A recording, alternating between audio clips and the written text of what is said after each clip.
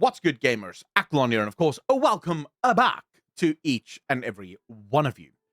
What is the Scarlet Crusade? Just how dangerous are they? How big of a threat are they? Should we care in any way, shape, or form? And is it indicative of something to come that we've been dealing with the Scarlet Crusade, well, for a very long time, but increasingly so lately?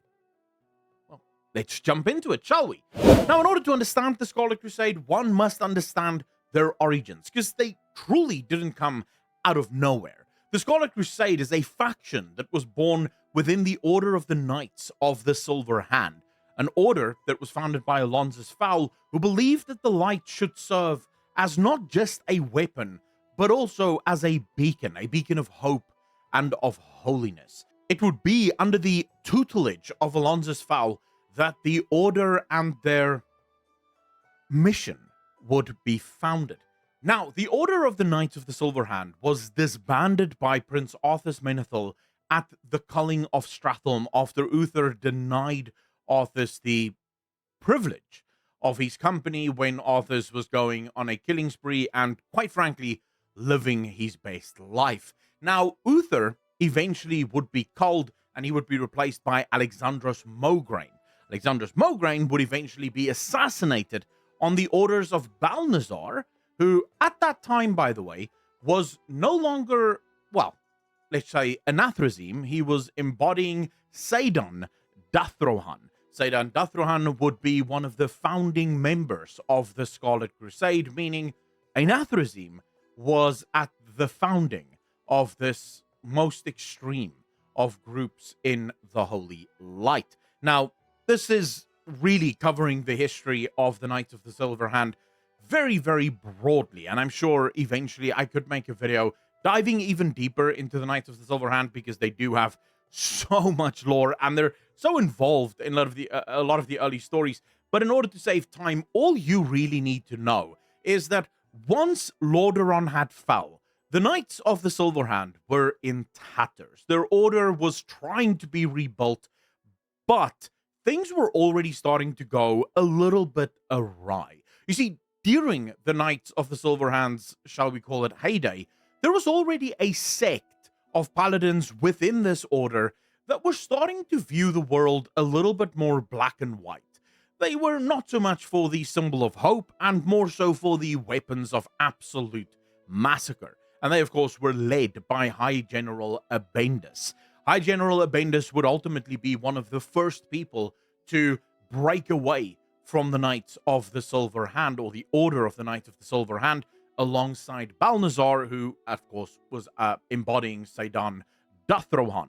Now, it is very, very important to note here that most of the followers of the early Crusade were true believers. They actually believed in the light. They believed in what the light stood for.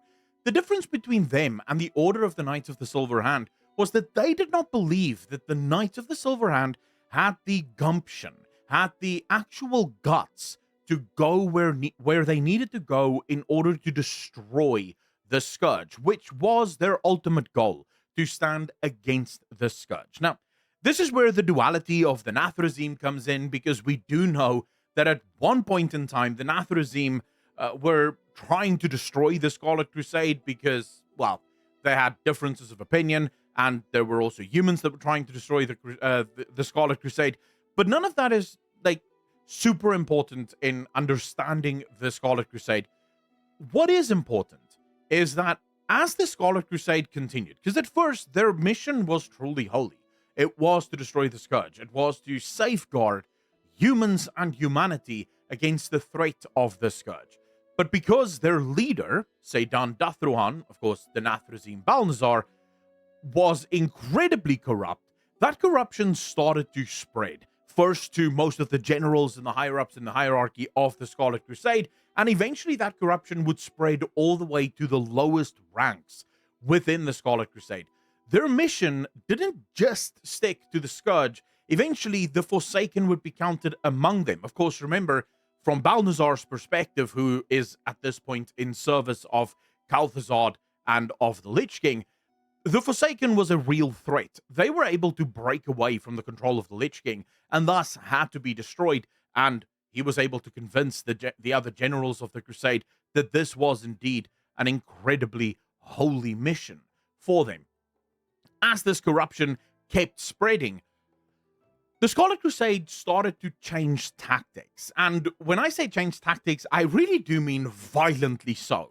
They went from trying to protect the humans of Azeroth because they were eventually quite racist, and they viewed most other races as lesser and therefore could be eradicated.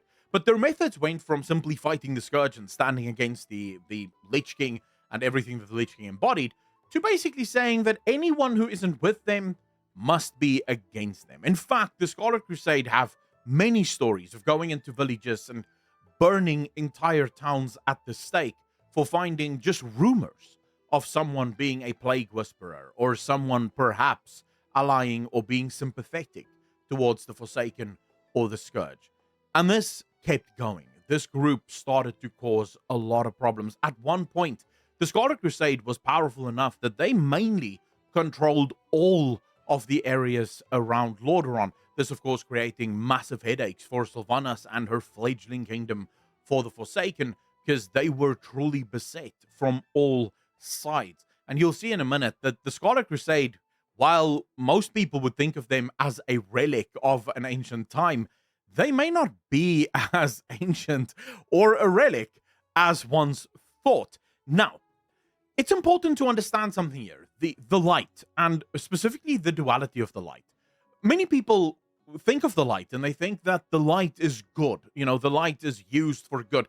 And you would be forgiven for thinking so. When you look at the Church of the Holy Light that stands in Stormwind, when you look at the early kingdom of Lordaeron, even at the early life of Arthas Menethil, Uther, the light truly wants to do good. At least the followers of the light. But that's not really what the light is. The light is a tool. The light doesn't have, shall we say, goals. Not directly. Of course, there is the exception of the Army of the Light, but we'll get to them in a second. The light can be used by whoever knows how to wield it. And Alonza's Fowl believed that the light should be a weapon, but also a symbol of holiness. The Scarlet Crusade stands in stark contrast to that, and yet the light has never forsaken the Scarlet Crusade. The Scarlet Crusade has all of their power that they have had before. In fact, Sally Whitemane probably stands as the biggest symbol of the duality of the light. Sally Whitemane was crazy as fuck, and yet she had so much power with the light that she was nearly unkillable. She could basically resurrect herself. Now, I mean, resurrection in World of Warcraft is pretty much abundant everywhere in gameplay, but in the lore, resurrection is incredibly rare and also can only really be done by those that are of incredible strength. To resurrect oneself, now that is special. Now, the Scarlet Crusade has undergone multiple iterations over time. The most recent one is the Scarlet Brotherhood. But while the names continue to change and the leaders continue to change, one core thing remains the same. They are still corrupt to the core. But the question that you should ask yourself is, how are their numbers seemingly consistently replenished? Now, for this, we have to mostly rely on rumor, sprinkled with a little bit of confirmed information. We know that there is a church of the Scarlet Crusade. The problem is we don't exactly know where this church is. It appears to be very prevalent just about in every human settlement on Azeroth. Where there are humans, there is bound to be a group of the Scarlet Church, and their message is one of, well, basically extremes. They preach extreme intolerance and fear. They utilize this fear incredibly well. And as they do this, as they manage to convince people that there is a constant threat and that in order to stop this threat, they are the only answer, most normal people join. They join for the power, they join for the prestige, because the knights are, from what we can tell, very wealthy. They seem to have incomes from just about everywhere, and I wouldn't be surprised if they had backing from some of the noble houses in Stormwind, perhaps some of the more, shall we say, questionable noble houses in order to keep this fight going. The real question then, of course, is how big of a threat is the Scarlet Crusade still? Well, we've already touched on that a few times in this video, but one thing is certain. The Scarlet Crusade, the Scarlet Brotherhood, the Scarlet Onslaught, whatever you want to call them, they're still around. Specifically during the Heritage Armor questline for the Forsaken, we see the Scarlet Brotherhood training on the Isle, and we have portals being kept open by their archmages where more troops are arriving from somewhere, where we do not know. We're never told. We don't know exactly where they come from, but they seemingly have an unlimited supply of these troops. Now, of course, gameplay aside, because technically, however many people you can create in the art room, that's how many soldiers they have. But from a lore perspective, we genuinely have no idea. We don't even know where they train. But that should actually, I think, maybe not be surprising to us, especially since during the announcement of the War Within, we learned that there are Arathians deep within the bowels of Azeroth, and that these Arathians, while originally from the Arathi Highlands, didn't come from the Arathi Highlands. They were part of a group that left the Arathi Highlands in an undisclosed time for an undisclosed reason and founded a new kingdom, a kingdom of humans that has thus far never been discovered. And it is from this kingdom somewhere, we don't know where, that they ultimately made their way to this crystal and is now standing guard at this crystal. It is entirely plausible that the Scarlet Crusade, Scarlet Brotherhood, Scarlet Onslaught, maybe now even a new name, may actually have their headquarters on this new land, where perhaps they are in league with the Arathians that now currently reside there. Remember, we're never told why those Arathians left to come to this crystal that lies in the earth of Azeroth. And it may be that they themselves had disagreements with the Arathians on this undisclosed world and decided to go, and maybe was in a crash and the ship sunk, and now they're just living next to this crystal, guarding it for some reason. They are followers of the light, so, take your pick, whatever it may be.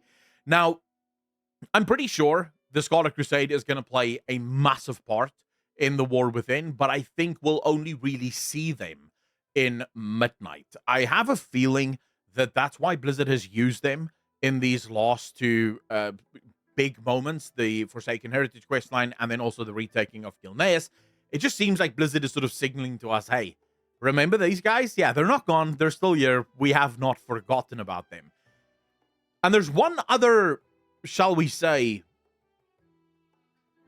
person of interest in the story of World of Warcraft that may find a lot in common with the Scarlet Crusade.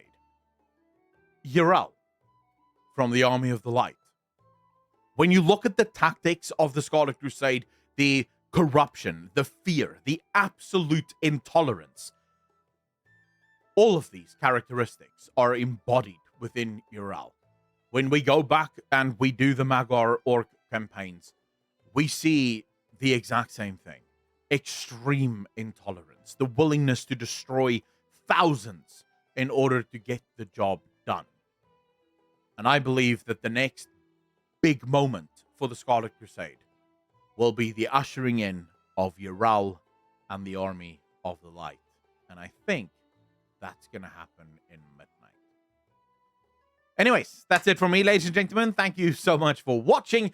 If you enjoyed this video, remember to hit that like button. And of course, if you are a patron and you want to keep this channel... No, wait, that's completely wrong. If you're a patron, thank you so much for your support. It helps keeps this channel free from sponsorships that want to sell you stuff that you do not need. Ladies and gentlemen, as always, be kind to each other, be good to each other, and I shall see all of you in the next one. Peace.